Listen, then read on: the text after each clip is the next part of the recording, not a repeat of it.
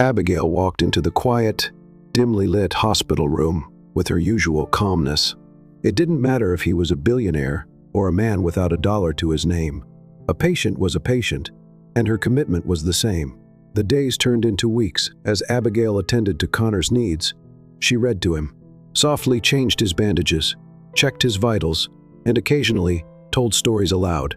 Even though she wasn't sure he could hear her, Abigail found comfort in these small acts, connecting to him as she would any patient who might need a gentle presence to guide them through. She had always believed that every patient could sense the care and warmth around them, even in a coma. Then one quiet afternoon, as she adjusted Connor's pillow, she noticed something unexpected. There was a small birthmark just below his neck, a distinct mark shaped almost like a crescent. She froze, her hand suspended midair. It was a birthmark she had seen before, one she'd always known on herself. Her heart began to race as memories of her childhood flashed in her mind.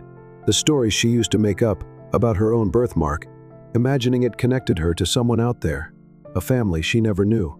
Just as she took a shaky breath, lost in thought, Connor's eyelids fluttered for the first time in months. He began to stir.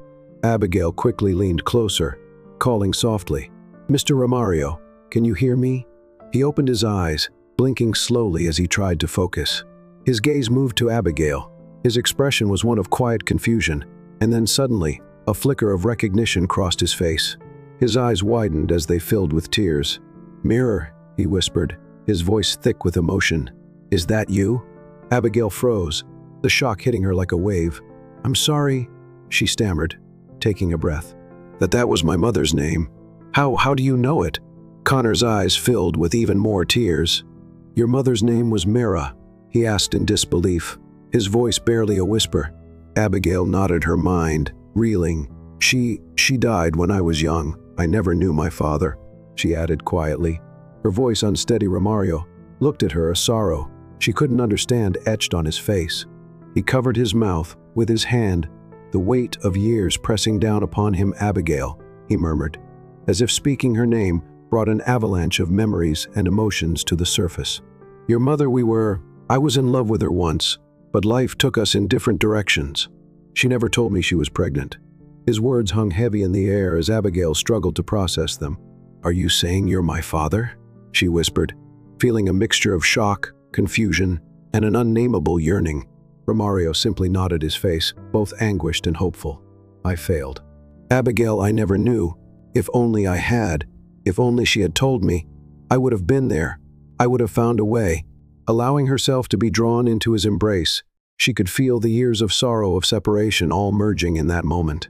He held her tightly, his frail arms filled with a fierce determination. "I'm alive. Because of you, Abigail," he murmured. "You've given me a reason to live, a chance to make up for the years I lost. Please let me be there for you as I should have been," wiping away her tears.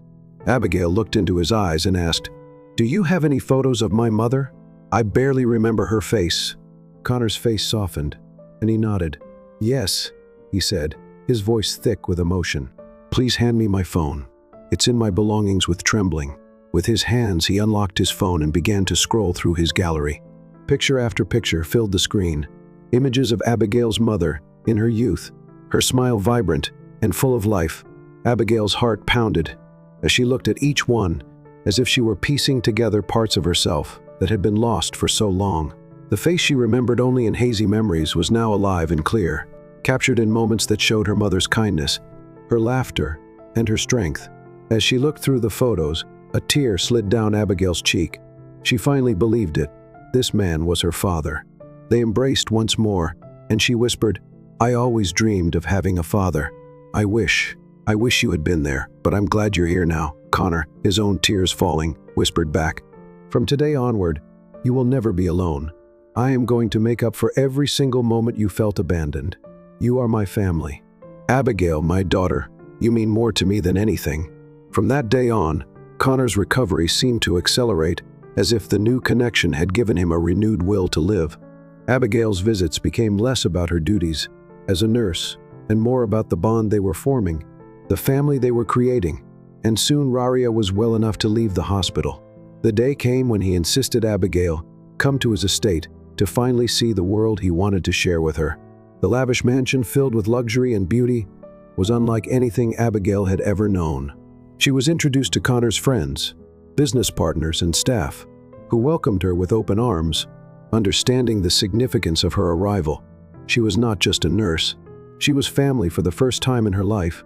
Abigail felt a profound sense of belonging. She no longer had to wonder about her place in the world. The days that followed were filled with laughter, with stories of her mother, of Connor's past, and dreams of their future as father and daughter. And as the months passed, Abigail watched her father work tirelessly to include her in every part of his life, ensuring she would never feel the loneliness she had once known. She saw his deep regret, his desire to make amends, and she forgave him, finding peace in the family she had gained. Abigail had found that no amount of wealth could buy a connection, a place to call home, and the father she had longed for her entire life. Together, they filled the emptiness of the past, building a future woven with love, respect, and the understanding that sometimes, even in life's unexpected turns, we find the pieces of ourselves we thought were lost forever. Despite learning of her father's immense wealth, Abigail chose to continue her work as a nurse. Her career wasn't about money. It was about purpose, about the care and compassion she could offer others. She couldn't abandon the part of herself that had grown up striving, dreaming, and serving. Yet with her father back in her life, things were different. Connor had become more than just a figure she'd longed for. He was now a steady presence, someone who showered her with love and encouragement. He filled a void she'd carried in silence for so many years, and together they embraced the kind of bond Abigail had only dreamed of as a child. They started taking small holidays, sharing experiences that were both simple and profound. Connor would often smile watching her marvel at places he had once taken for granted. Together they explored bustling cities and quiet beaches, laughing like two people trying to make up for lost time on their trips. Connor would share stories of his youth, the mistakes he had made, the choices that led him down a different path. Abigail listened with an open heart, and in these moments, she truly understood the depth of his regret and his love. She felt the security and warmth of having a father to rely on, someone to share life's highs and lows. As time passed, Connor's dreams for his daughter became clearer. His love and concern grew stronger, and one day he approached her, his voice filled with a gentleness she knew so well.